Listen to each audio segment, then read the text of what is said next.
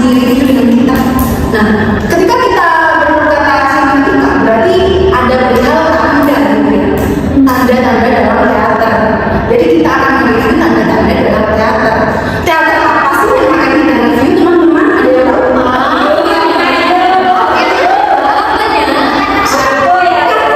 Teman-teman ini kayaknya sudah nggak tahu atau bingung-bingung juga mau apa gitu. Jadi teater itu, teater yang akan kita review itu adalah teater cermin yang dipentaskan oleh kakak-kakak tercinta kami, kakak-kakak tercinta kami dari angkatan 2022. Jadi dengan judulnya itu adalah teater demit. Ketika kalian mendengar kata demit ini, yang ada di pikiran kalian apa? Dari bangga dan apa nih?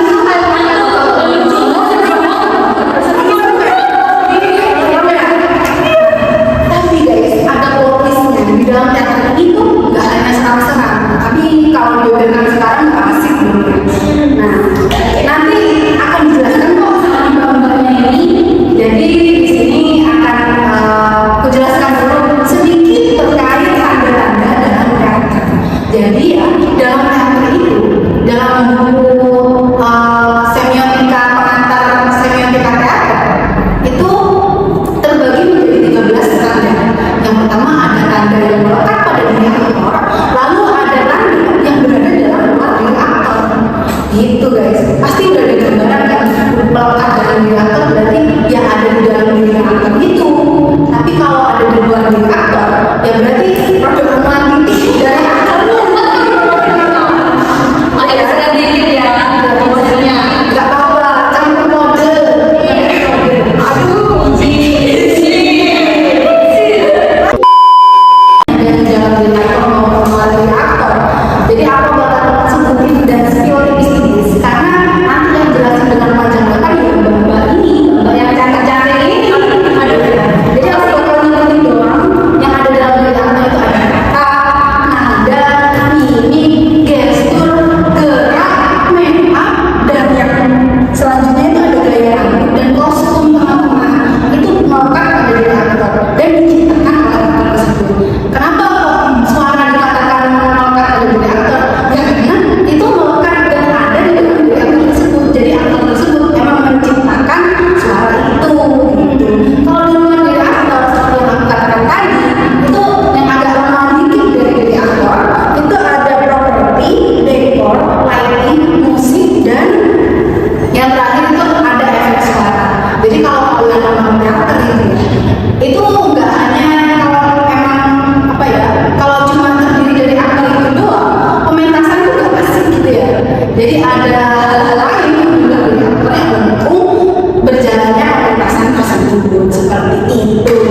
Oh, benar ya teman-teman? Sepakat ya? Kasih paham bos. Nah, untuk selanjutnya adalah pembeberan tanda-tanda dalam teater yang secara rinci guys, bukan hanya disebutkan seperti yang tadi gitu. Nah, penjabaran selanjutnya ini adalah penjabaran tanda yang melekat pada diri aktor. Yang pertama adalah kata dan nada yang akan dijabarkan oleh mbak cantik kita ini, Mbak Desti Salita. Dipersilakan. Ini maksudnya tidak hanya beberin dulu aja ini, tapi ada 3. Wah, itu maaf ya, sudah salah. Kepo nggak? Aku sih kepo. Jadi di sini aku mau jelasin ada 3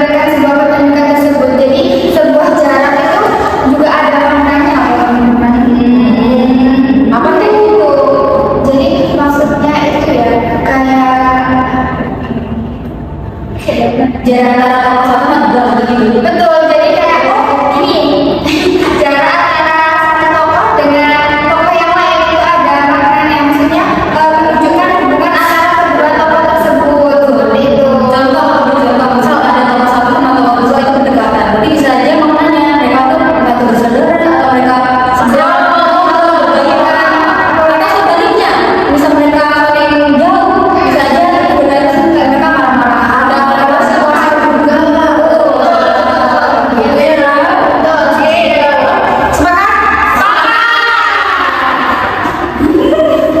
Nah, di dalam teater Demit ini ada jarak antara tokoh Raja Besi dan si Suli yang menunjukkan adanya hubungan antara kepala proyek dengan asistennya.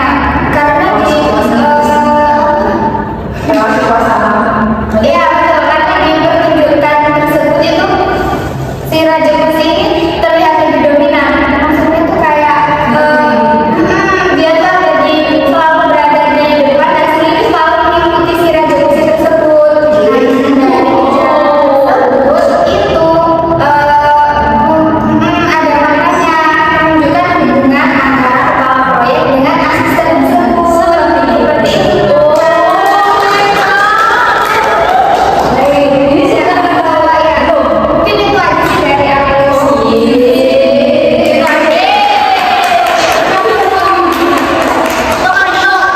Lalu selanjutnya ada apa lagi ya maaf mbak MC-nya lupa ini apa kira-kira.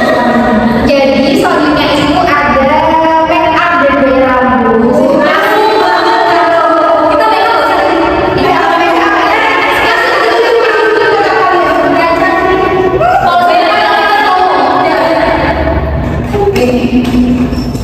Kalau saya ini kan itu ada teater Demit yang ada di pikiran kalian make upnya bakal kayak gimana sih? Penasaran nggak sih? Penasaran juga sih. Kalau udah penasaran banget kita biarkan mereka cantik ya menjelaskan terkait make up dan tata rambut pada pertunjukan kali ini. Dipersilakan ya. Nah, guys, jadi dalam semiotika teater itu make up dan gaya rambut itu dipakai sebagai tanda untuk menunjukkan karakter yang diperankan dari tokoh aktor. Jadi kalau misal Demit karakter kan nggak mungkin ya Demit di make upin Lana atau Lana di make upin Tuyul gitu kan. Jadi dengan adanya make up dan gaya rambut itu penonton jadi tahu siapa sih karakter yang diperankan, dia mau juga yang mana yang diperankan seperti apa. Jadi dalam teater Demit itu ada tokoh-tokoh gaib ya, siapa aja tokoh-tokohnya. Siapa tokohnya tuh? Silakan siapa yang dengan tokohnya?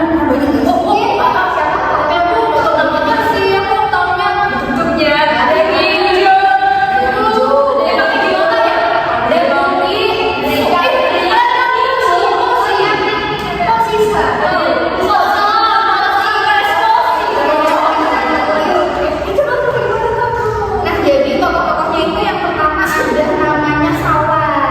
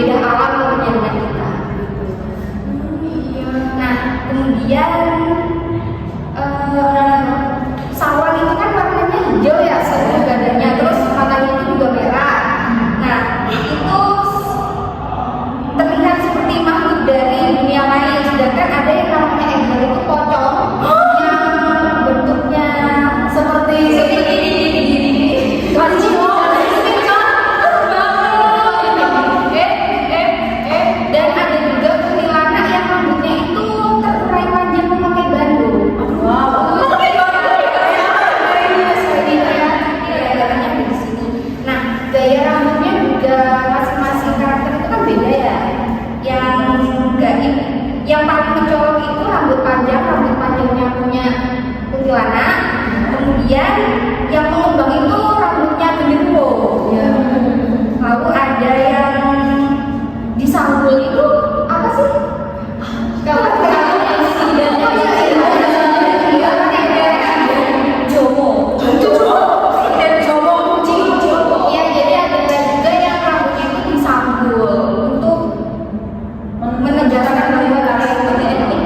dari etnis Jawa itu ya.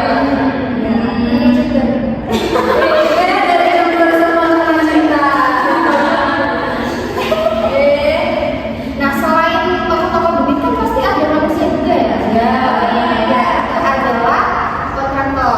Iya. Nah kontraktor itu make upnya seperti manusia pada umumnya karena mereka juga bukan bening ya. Iya dong.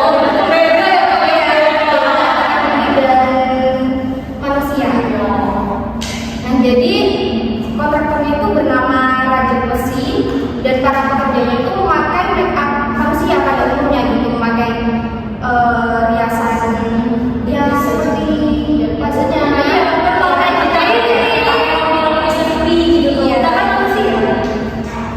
memang jadi itu membedakan make upnya dan gaya rambut antara dunia gaib dan juga dunia manusia.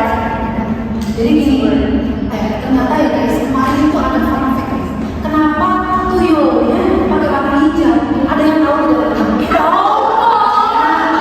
Kenapa pakai warna hijau? Karena ternyata guys, aku dapat info dari orang dalamnya teater ini.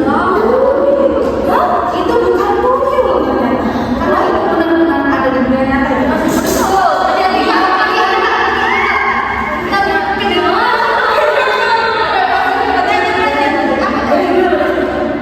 Jadi beliau itu melihat langsung, secara langsung telanjang mata.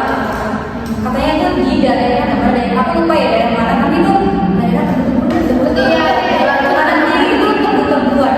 Nah, jadi beliau tuh melihat tiba-tiba ada aku nggak berarti. Aduh, iya.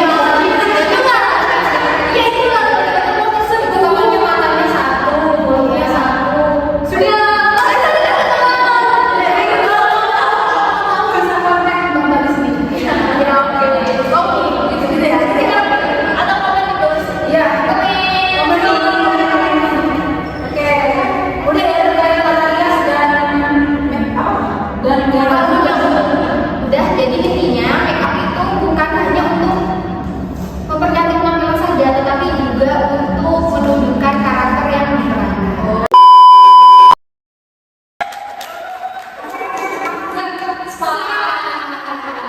Lalu tanda selanjutnya tentang apa ya? Oh, ayam sininya pada terus apa ya? Ini tentunya ada kostum. Lighting. Oh, itu sebenarnya betul. Dan metode. Oh, seperti itu teman-teman. Jadi, betul tahu nggak kostum itu apa maksudnya? Tandanya seperti apa? Misal nih, kostum yang dipakai teman-teman di sini nih, lihat dulu nih, lihat dulu. Oh, di sini, ada saya.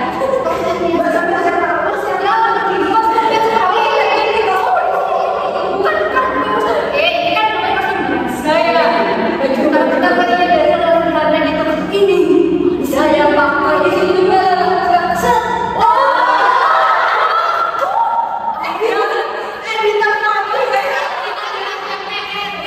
Ada kostum dari Demit tadi. Kalian tahu kan? Kalian pasti langsung tahu. Di sini ada Demit ya. Kita kan belum dengar juga. Jadi guys, yang akan jelas tentang kostum, lighting dan ini itu adalah bahan saya yang sangat cantik ini. Udah, kita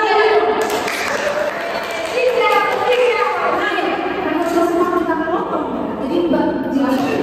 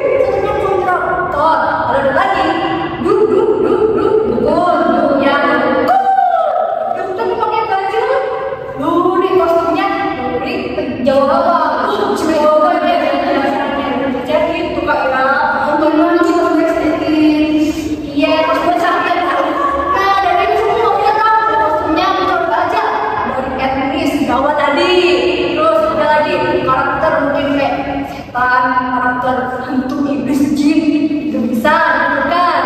Juga ada pekerjaannya profesi itu dari karakter itu. Masa katanya bisa kalau cuma main. Saya sudah baik kan, saya sudah bisa. Aku sih bisa. Yes, bisa. So, let's go. Oke. Setelah close itu, lucu banget ya. Setelah close itu, langsung lanjut apa? Lanjut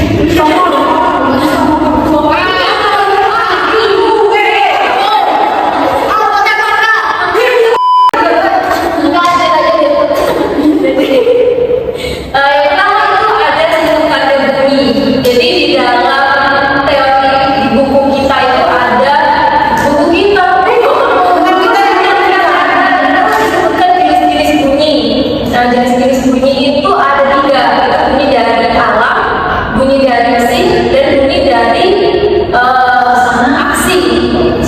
aksi tokoh. Terus juga bunyi itu menandakan apa? Menandakan lokasi, menandakan ruang, situasi dan aksi. Terus satunya apa ya?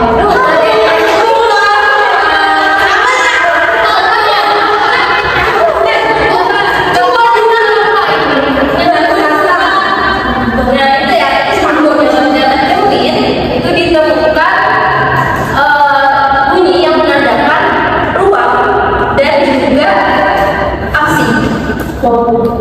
Definisinya bunyinya itu ruang sama aksi.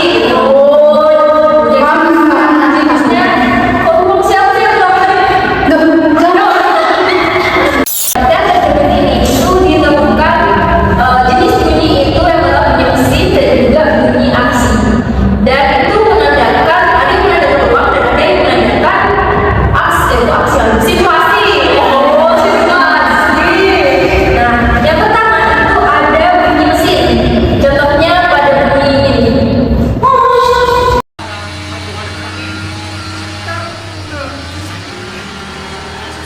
Nah, bunyi mesin tadi kan sudah lihat ya videonya, suaranya mesin-mesinan yang ada di teater sempit itu seperti apa. Nah, suara mesin itu ternyata menandakan ruang. Jadi tidak hanya lanjutin saja, itu juga oleh musik yang menandakan ruangnya. Ruangnya apa? Gimana lokasinya? Jadi kalau di suaranya ditandai dengan suara gergaji, suara mesin-mesinnya kayak suara gergaji, suaranya mesin proyek gitu ya.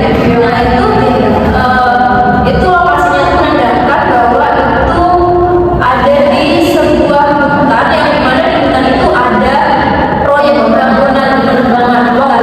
Sampai itu dunianya manusia. Iya itu. Nah ini dia yang penting juga teman-teman, di teater ini tuh dibedakan dulu antara bunyi di dunia demit sama dunia manusia. Jadi nanti dulu ya yang demitnya nanti dulu ya penjelasannya. Ini terkait ini dulu. Nah terus yang kedua itu ada bunyi yang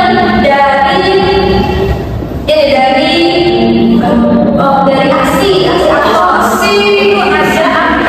Namanya siapa ya? Aktor paling kebayang ini siapa?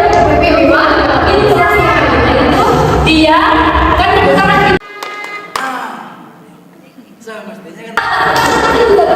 nah itu menandakan situasi bahwa emosi situasi bahwa itu dia sedang mereka aktor itu sedang antusias dan bahagia.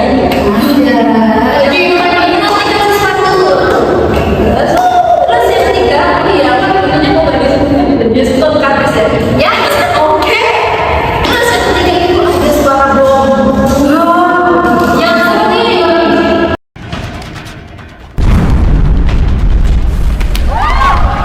Itu suara bom yang ada di akhir teater ini. Itu sangat epic ya. Epic momen terkejut ya. Nah suara itu juga menandakan sesuatu. Jadi suara bom itu termasuk ke dalam jenis suara mesin. Oh iya,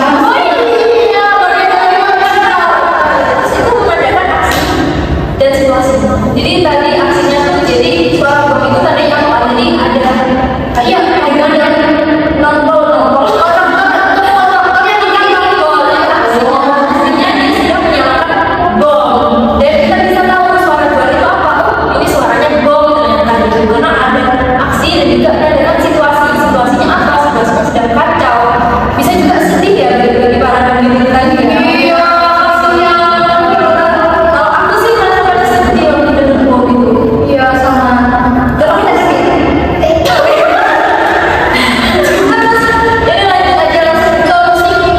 Oke, sistem tanda musik di dalam buku itu dijelaskan bahwa sistem tanda musik itu ada 4 aspek pemaknaan yang berhubungan dengan lokasi, terus yang berhubungan dengan aksi, yang berhubungan dengan emosi atau emosi tokoh, terus dan yang keempat itu ide. Dan di teater ini ditemukan musik yang itu berhubungan dengan lokasi, aksi sama emosi. Ini Nah, pertama itu ada suara nyinden di awal-awal datang itu ada suara nyinden itu bisa langsung kita sebagai penonton tuh bisa langsung masuk ke dalam teater ini gitu, langsung tahu gitu lokasinya tuh di mana. Jatuhnya ini ya. Tipon sami amban tengasa.